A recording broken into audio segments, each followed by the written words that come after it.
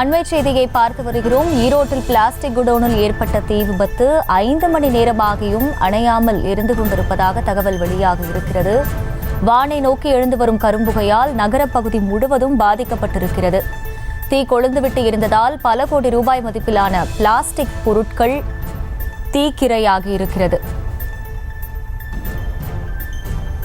இது பற்றிய கூடுதல் விவரங்களை செய்தியாளர் தங்கமணி வழங்க கேட்கலாம். தங்கமணி, வணக்கம். முழு விவரங்கள் என்ன?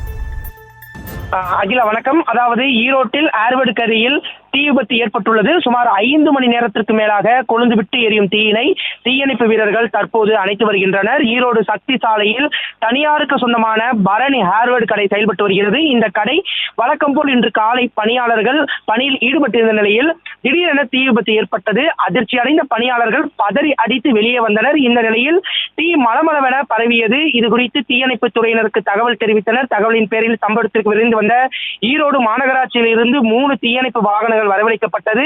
இதில் 30க்கும் மேற்பட்ட தீயணைப்பு வீரர்கள் தீயை அணைக்கும் முயற்சியில் ஈடுபட்டு வருகின்றனர்.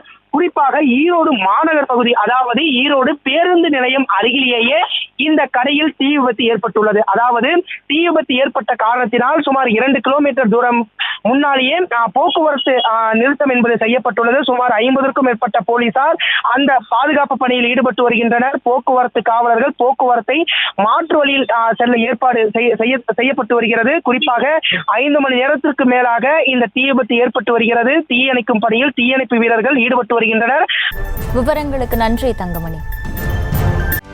செய்திகளை உடனுக்குடனும் துல்லியமாகவும் தெரிந்து கொள்ள சப்ஸ்கிரைப் பண்ணுங்க.